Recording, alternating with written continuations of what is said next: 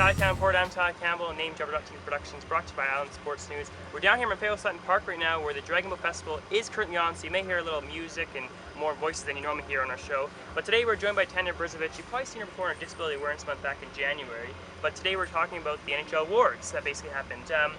So we don't have enough time to go through every award, but a few main ones. The Hart Memorial Trophy, which is awards to the player judged to be the most outstanding player for his team. The winner was Corey Perry at Anaheim.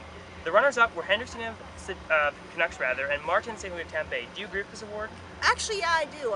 As I think we had discussed one other time, I thought Perry really carried a potentially weak team, and he's the reason they got in the playoffs after Getzlaf got hurt. That team, it's not a bad team, but it's not as strong a team and doesn't have the supporting cast that, say, Tampa or Vancouver have, so he really had to step it up, and he was the leader this year. Alright, so does that mean they don't take the playoffs into consideration for these awards? They don't. Not at all? Okay. None. The Jack Adams Award, presented by the Broadcast Association, awarded the coach who contributed to his team's success the most. The winner, Dan Bosman of Pittsburgh. Runners-up were Alan Vigneault of the Vancouver Canucks, and Barry Trotz of the Predators. Three good coaches. Now, what do you have to say on this? Well, everyone said, I am not an Alan Vigneault fan. I look at the Canucks and I see a team that succeeded in spite of their coach, not because of their coach. There were too many nights, especially if you look in the playoffs, where things fell apart and he just didn't have what it took to get them to regain their composure. And I'm not talking about the fact that they lost. Yeah. I'm talking about the complete lack of composure, the complete falling apart, the mental breakdowns. I don't like Alan Vigneault, so for me it was Bylsma, and I was thrilled to see that. So just so y'all know, Bylsma did go over those challenges of not having Crosby there or Malkin. But at the same time, Vancouver Canucks made it to the Stanley Cup final, and all the same time, Barry Trotz and Predators made it to the second round for the first time. For the first time in, yeah. So all three of those coaches could have possibly won the award, but it did go to Dan Bylsma. Yeah. The Broadcast Association did award that one.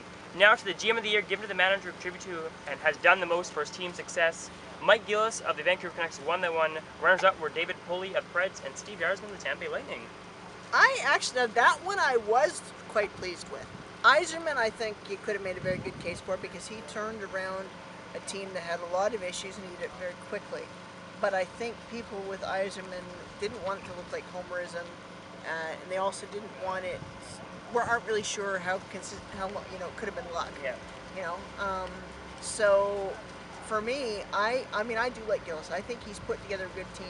There are things with the team that I'm still not pleased with, and there are still some changes I'd like to see. But overall, he's put together a quality team, and I think that he's done an amazing job. Yeah. Now you want to make a note on the Norris Trophy. Well, what about that? You mentioned that earlier before we started. I was a little disappointed with Lidstrom winning that award. I have huge respect for Nick Lidstrom. I think he's an amazing defenseman, but he's 40 years old. He had a good season. He certainly didn't do anything particularly outstanding. Yeah. Particularly, he's been better, and I think Shea Weber has just blossomed into an outstanding player, and I think that he should have received that award. Yeah. And now, this is a little off topic, I know, we actually didn't talk about this before, but give me your insight, your thoughts. What were you thinking when you heard Winnipeg is back? I'm pleased. I hope it works. I mean, anytime we get another Canadian market going again, I'm happy to see that. And I certainly see the problems with the American markets, and I am one of the ones, though, who has always had an appreciation for Bettman's position and his desire to get teams in the U.S. Yeah. Because I do believe we need those TV markets if we're going to. I think hockey is the greatest game on earth.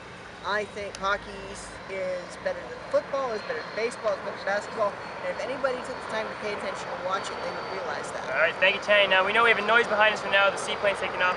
That's Tania Brzovic, the Harewood Youth Hockey coordinator. Up next, we're going to look at some signings. Also, we're going to have a prize giveaway and much more on Tali Campbell. All right, now, for a previous rant we did back in January, we noted that Frank Ney was missing his sword. 4 to 5 months later, it's back on now. Interestingly enough, that was the episode we talked with Tania. This episode talked with Tania, the sword's back on. Anyways, moving on to things. I forgot to mention Zach Simpson is not here tonight. He'll be at next show, though, to talk about trades and signings and the news around the National Hockey League. But yet again, it is our ISN giveaway. Last week's winner was our ex-co-host Taylor Bacon. She won the ISN shirt and hat. And the answer was Patrice Bergeron. He was the first Boston player to score in the Game 7 of the National Hockey League playoffs. Tonight's question is, though, which team did Brad Richards go to, and what deal does it consist of?